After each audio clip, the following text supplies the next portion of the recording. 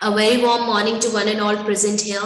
I am Abhilasha Nahata from Layal Public School, and today we all are going to continue our chapter number 7, that is Civilizing the Native, Educating the Nation from your history textbook. In our previous class, we discussed about the modern education system. We talked about two of the Anglicists, James Mill and Thomas Babington Macaulay. We talked about Macaulay Minot also, Wood Dispatched, and we talked about some of the recommendations of the Wood Dispatched, which transform the education system, which transform the Indian education system. Now our next topic is what happened to local schools.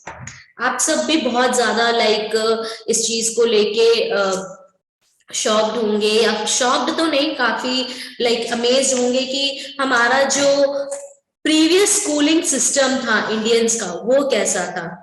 So have you ever wondered whether they went to school? जो आज की हमारी जो proper uniform classes होती है, desk chair classes होती है, black board classes होती है, क्या वो पहले भी हमारी स्कूल्स ऐसी ही थी? So the reports of William Adam. The reports of William Adam in the 1830s, William Adam, a Scottish missionary, toured the districts of Bengal and Bihar. He had been asked by the company to report on the progress of education in vernacular schools. The report Adam produced is interesting. Okay अब जो है, जो William Adam थे 1830s के time पे बंगाल और बिहार के जो नेटिव स्कूल्स थे उसको क्या कर रहे थे, उनकी रिपोर्टिंग कर रहे थे, वो देख रहे थे जो भी वैल्यूएबल इंफॉर्मेशन था, जो प्री ब्रिटिश इंडिया का एजुकेशन सिस्टम था उससे रिलेटेड जो भी इंफॉर्मेशन थी वो निकालने की कोशिश कर रहे थे. So Adam found that there were over 1 lakh pathshalas in Bengal and Bihar. These were small institutions with no more than 20 students each, but the total number of children being taught but the total number of children being taught in these pathshalas was considerable, over 20 lakh. These institutions were set up by the wealthy people or the local community. At times, they were started by a teacher or guru. So, William Adam को क्या मिला? According to Adam, in the late 18th century, in 18th century, what he found, Bengal और बिहार में total कितनी schools हैं? Total 1 lakh pathshalas है. Pathshala is the term which used for Gurukul or school. 1 lakh पाठशालास हैं और इस बहुत ही small institutions हैं. यहाँ पे जो बच्चे हैं 20 स्टूडेंट्स से ज्यादा यहाँ पे कोई बच्चे नहीं हैं. And but the total number of children being taught in these पाठशालास were considerable, over 20 lakh, approximately 20 lakh students जो हैं इन इंस्टीट्यूशंस में पढ़ रहे हैं.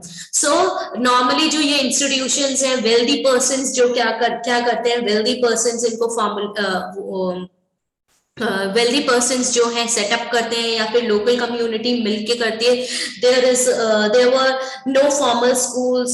Classes were held in open spaces under trees के नीचे होती थी क्लासेस, या फिर बेंचेस या चेयर्स नहीं हुआ करती थी. ठीक है.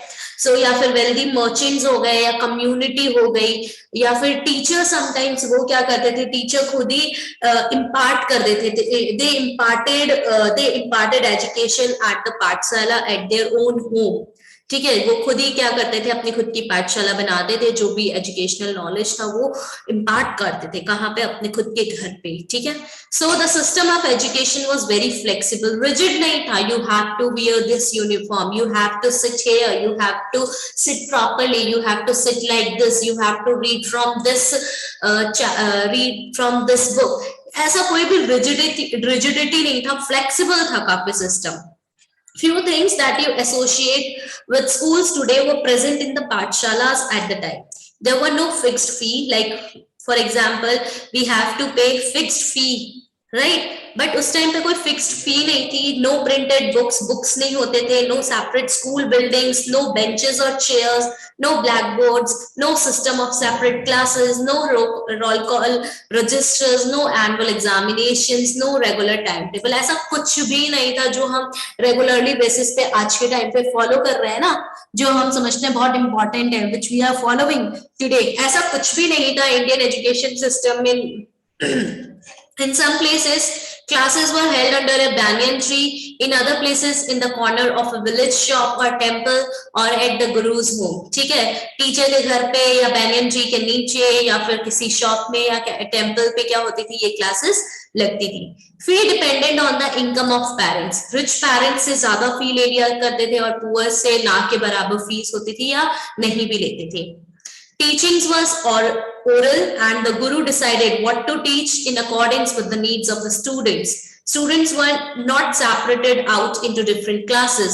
All of them sat together in one place. The guru interacted separately with groups of children with different levels of learning.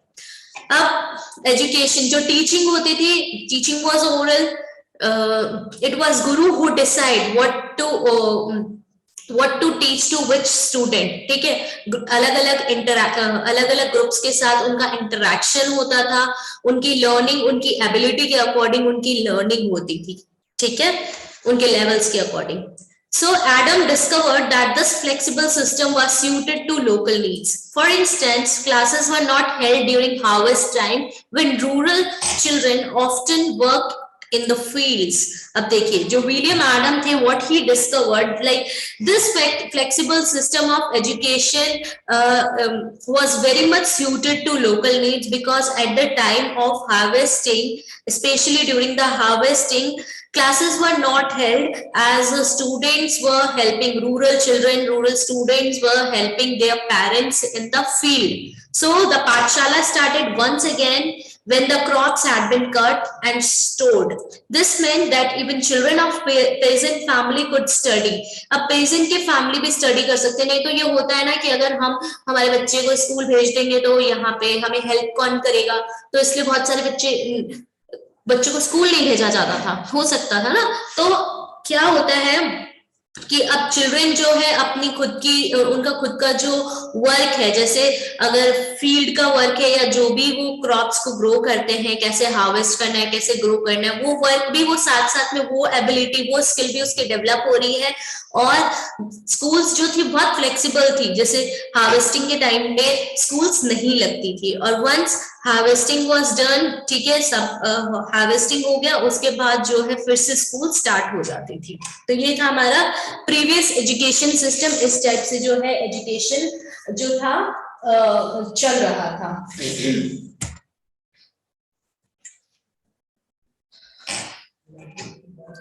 New routines, new rules. Up to the mid-19th century, the company was concerned primarily with higher education. So it allowed the local pathshalas to function without much interference. After 1854, the company decided to improve the system of vernacular education. It felt that this could be done by introducing order within the system, imposing routines, establishing rules, ensuring regular inspections. अब mid-19th century के बाद अब क्या होने लग गया था, अब कंपनी ने बोल दिया था कि जो लोकल पाठशालास हैं, जो वो हायर एजुकेशन में कोई भी इंटरफेरेंस नहीं करेगी, हमें जो ये वर्नाकुलर एजुकेशन सिस्टम है ना, वर्नाकुलर लोकल लैंग्वेज या लोकल लैंग्वेज में जो पढ़ाइयाँ होती थी उसको बोला गया है। तो वर्नाकुलर एजुकेशन सिस्टम को हमें इम्प्रूव करना पड़ेगा। We have to establish system in this education.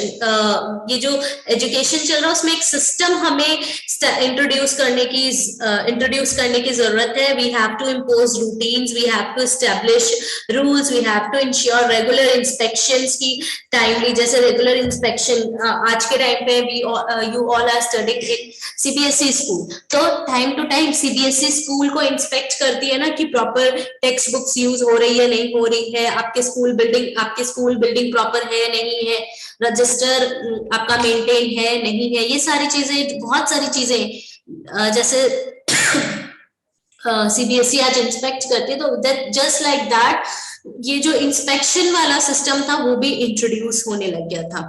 So now how was this to be done? अब इसे करना कैसे है? What measures did the company undertake? It appointed a number of government pandits, each in charge of looking after 4 pathshalas, and tried to improve the standard of teaching.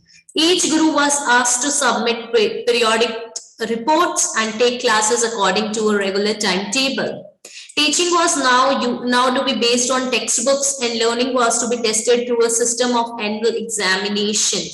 Students were asked to pay a regular fee, attend regular classes, sit on fixed seats, and obey the new rules of discipline. अब क्या करना था? जितने भी पंडित थे ना, उन्हें क्या करना होता था? जितने भी पंडित थे उनको 4 to 5 जो है स्कूल्स एक इंचार्ज बना दिया था, गवर्नमेंट पंडित्स को इंचार्ज बना दिया था कि आपको ये 4 से 5 स्कूल्स जो है इंस्पेक्ट करनी है या चेक करनी है, और आपको टाइम टू टाइम जो है पाठशाला को विजिट करना है, और जो भी क्वेश्चंस वगैरह होते हैं उन्हें आपको क्या करना चाहिए? You have to look after 4 to 5 schools. You have to oftenly visit the pathshalas and try to improve the standard of teaching. जो teaching standards है उन्हें improve करना है. हर एक गुरु को, हर एक पंडित को जो है एक टाइम पीरियड में जो है अपना रिकॉर्ड जो था या अपनी रिपोर्ट जो थी वो सबमिट करनी होती थी. ठीक है. अब क्लासेस जो है रेगुलर टाइम टेबल के अकॉर्डिंग चलती थी, टेक्स्ट बुक्स के अकॉर्डिंग चलती थी. लर्निंग को एक एनुअल एग्जामिनेशन के थ्रू जो है चेक किया जाता था. स्टूडेंट्स को बोला गया था कि आप रेगुलरली क्या करें? रेगुलरली फीस पे करें, क्लासेस रेगुलरली अटेंड करें, आपको फिक्स्ड सीट्स हैं वहीं पे आपको बैठना है, जितने भी डिसिप्लिन के जो न्यू रूल्स हैं उन्हें आपको फॉलो करना है. Pathshalas which accepted the new rules were supported through government grants. Those who were unwilling to work within the new system received no government support. Over time, gurus who wanted to retain their independence found it difficult to compete with the government-aided and regulated pathshalas. अब pathshalas को new rules and regulations को क्या करना होता था? Accept करना होता था. अब जो भी जितने भी गवर्नमेंट की जो ये मेजर्स वगैरह थे, जिनको गवर्नमेंट की पॉलिसीज को अडॉप्ट कर रहे थे, तो गवर्नमेंट उन्हें एडवोकेट कर रही थी गवर्नमेंट ग्रांट से, और जो इसको क्रिटिसाइज कर रहा था या फिर उनके अकॉर्डिंग नहीं चल रहा था, उनको कोई गवर्नमेंट सपोर्ट नहीं मिल रहा था. और over time gurus who wanted to retain their independence, जो अपने इंडिपेंडेंस के अकॉर्डिंग चलना चाह रहे थे, they found it very difficult to compete with the government aided and regulated पाठशालास. अब उनके साथ कंपटीशन जो था वो कंपटीशन करना बहुत ज्यादा मुश्किल हो गया था. ठीक है. Now the new rules and routines had another consequences. कुछ और भी consequences थे. In the earlier system, children from poor peasant families had been able to go to pathshalas since the timetable was flexible. The discipline of the new system demanded regular attendance even during harvest time, when children of poor families had to work in the fields. Inability to attend school came to be seen as indiscipline, as evidence of the lack of desire to learn. Okay, now just look at this statement. This is one of the most important drawback of the modern education system, कि ये जो पहले जो time table था काफी flexible था. अब बच्चे क्या कर रहे थे? पुअर फैमिलीज के, पीजेंट फैमिलीज के भी जो बच्चे थे पहले स्कूल्स को अटेंड कर सकते थे, बट अब स्कूल्स अटेंड करना उनके लिए बहुत मुश्किल हो गया था, बिकॉज हार्वेस्टिंग के टाइम पे उनको जो हेल्प अपने पेरेंट्स को करनी होती थी, अब वो हेल्प नहीं कर पाते थे वो लोग, बिकॉज उन्हें स्कूल जाना पड़ता था, अटेंडेंस मेंटेन रखनी पड़ती थी, और अटेंडेंस अगर आप मेंटेन नहीं करते हो तो इससे इनडिसिप्लिन माना जाता था, और बोला जाता था कि आप बिल्कुल भी पढ़ने के इच्छुक नहीं है, आपको पढ़ने का कोई मन नहीं है. आप इसलिए उन्होंने क्या किया? उन्होंने ये वन ऑफ द ड्रॉबैक आप बोल सकते हो मॉडर्न एजुकेशन सिस्टम का, कि जो रिजिडनेस ला दी थी डिसिप्लिन के नियम पे. Okay, so now just look at this figure 9, Sri Aurobindo Ghosh. This is the picture of Sri Aurobindo Ghosh. In a speech delivered on 15th January 1908 in Bombay, Aurobindo Ghosh stated that the goal of national education was to awaken the spirit of nationality among the students. This required a contemplation of the heroic deeds of our ancestors. The education should be imparted in the vernacular so as to reach the largest number of people. Aurobindo Ghosh emphasized that although the students should remain connected to their own roots, they should also take the fullest advantage of modern scientific discoveries and Western experiments in popular governments. Moreover, the students should also learn some useful craft so that they could be able to find some moderately remunerative employment after leaving their schools. Now, what he delivered. Now this compare this to the present policy, national education policies, which government had, which government has initiated in 2020. उन्होंने NEP new education policy है जो बहुत जल्दी आपकी implement होने वाली है. Now इससे कनेक्ट करो जो सर अरविंदो घोष ने अभी यहाँ पे कहा है कि हमारी जो नेशनल एजुकेशन सिस्टम को हमारे जो हीरोइक जितने भी एंसेस्टर्स रहे हैं उनके जो डीड्स हैं, ठीक है, उन्हें बच्चों को उन चीजों को बताने की बहुत ज्यादा जरूरत है. उनके डीड्स को बताना हमारे लिए बहुत जरूरत है, ठीक है. तभी हमारे बच्चों के अंदर जो ये स्पिरिट है नेशनैलिटी की वो डेवलप हो पाएगी. अब वर्नाकुलर लैंग्वेज, लोकल लैंग्वेज में क्या कर दिया है अब कि जो अर्ली एजुकेशन होगी वो आपकी वर्नाकुलर लैंग्वेज, आपकी लोकल लैंग्वेज में होगी. तो वर्नाकुलर लैंग्वेज में अगर आपकी एजुकेशन होती है तो ज्यादा से ज्यादा लोगों तक क्या होता है, आप एजुकेशन को पहुंचा सकते हो. You can the education should be imparted in the vernacular language so it can reach the largest number of people. Even he emphasized कि students को अपने roots के साथ, मतलब अपने culture, अपने tradition, अपने roots जो उनके संस्कार है उनके साथ तो connect रहना ही है, but साथ में जो modern education system है, ठीक है, जो scientific discoveries है, जो experiments हैं, जो भी उनसे भी क्या करना है, उनको उनका full advantage लेना चाहिए. सो क्राफ्ट स्किल्स हमें सीखनी चाहिए जिससे कि हम आफ्टर लिविंग आवर स्कूल्स हमें एक एम्प्लॉयमेंट मिल सके. हम मतलब हमारे अंदर ऐसी स्किल्स जो है डेवलप हो जानी चाहिए. So this is whatever he delivered, whatever the speech he delivered on 15th January 1908, this is totally connected to our present policy, that is national education policy, which is going to be which is going to be implemented very soon. Okay, so now the agenda for a national education. जो British officers का modern education system था ना, अब बहुत सारे Indians ने भी इसे अच्छा माना था, ठीक है. बहुत सारे फिलोसफर्स थे, थिंकर्स थे जिन्होंने सोचा कि हाँ हमें भी अपने एजुकेशन को स्प्रेड करने की जरूरत है. बट उनके बारे में हम जैसे रविंद्रनाथ टैगोर वगैरह हैं उनके बारे में अभी आगे हम पढ़ेंगे. महात्मा गांधी उनके थॉट्स को भी पढ़ेंगे एंड इवन हम ये भी पढ़ेंगे कि उनके क्या व्यू पॉइंट्स थे. Okay, so now this one more little topic, that is English education has enslaved us. Mahatma Gandhi argued that colonial education created a sense of inferiority in the minds of Indians. It made them see Western civilization as superior and destroyed the pride that they had in their own culture. अब महात्मा गांधी ने argue किया कि ये जो colonial education system है हमारे अंदर, उन्होंने क्या है, इंफीरियोरिटी की, हम सबसे इंफीरियर हैं, सबसे हमें कुछ नहीं आता है, अनसिविलाइज्ड है, ये वाली जो सिचुएशन है ये इंडियंस के माइंड में जो है ये क्रिएट कर दिया है. इट मेड देम सी जो वेस्टर्न एजुकेशन है वो सुपीरियर है और हमारा जो प्राइड है, हमारा जो कल्चर है, हमारा खुद का जो प्राइड था उसको उसने डिस्ट्रॉय कर दिया है. So he said there was poison in this education. ये जो एजुकेशन सिस्टम है वो एक जहर है, ठीक है. There was poison in this education system, said Mahatma Gandhi. It was sinful, it enslaved Indians. हाँ, उन्हीं के according.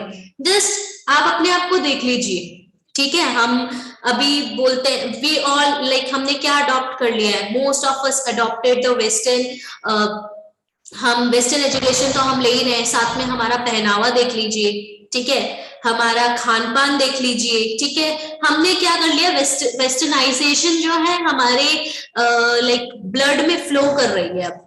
So we destroyed our own culture, we destroyed the pride of our own culture. It enslaved us. So Mahatma Gandhi ने ये उसी time पे कह दिया था. Charmed by the West, appreciating everything that came from the West, Indians educated in these institutions began admiring British rule. British rule को admire करना, जो हम slavery की life जी रहे हैं उसे admire करना Indians ने start कर दिया है. अब वो British rule को admire कर रहे हैं. Mahatma Gandhi wanted an education that could help Indians recover their sense of dignity and self-respect. What he wanted, our father of nation wanted an education जो इंडियंस को क्या करें, हमारी खुद की जो डिग्निटी है, हमारी जो सेल्फ रिस्पेक्ट है, हम उसे रिकवर कर सके, हम इंडिपेंडेंस के साथ अपनी डिग्निटी के साथ जो है एजुकेशन ले सके. और ऐसी एजुकेशन होनी चाहिए जिससे हम अपने हमें प्राइड फील हो, proud feel or not pride. During the national movement, he urged students to leave educational institutions in order to show the British that Indians were no longer willing to be enslaved. In one of the national movement, what he did, he urged, he requested students कि ये जो law colleges है, educational institutions हैं, ये सब आप छोड़ दीजिए और इससे क्या होगा लाइक और ये बताइए कि हम आपके गुलाम नहीं बनने वाले. We no longer willing to be enslaved. Mahatma Gandhi strongly felt that Indian languages ought to be the medium of teachings. Education in English crippled Indians, distanced them from their own social surroundings, and made them strangers in their own lands. We don't know the significance of our own land. We don't know, many of us don't know कि हमारा खुद का culture क्या है, हमारे roots क्या है, ठीक है, हमारे ग्रंथ्स क्या है, हमें नहीं पता उनमें क्या लिखा हुआ है. तो जो मीडियम है हमारा टीचिंग का, हमारी जो डाइवर्सिटी है, जो लैंग्वेज डाइवर्सिटी, कल्चर डाइवर्सिटी, यही हमारी यूनिटी है, वही हमें यूनिक बनाती है. और उसी को हम क्या कर रहे हैं, क्रिपल कर रहे हैं. हम अपने खुद के लैंड में ही स्ट्रेंजर्स की तरह बिहेव करने लग गए हैं.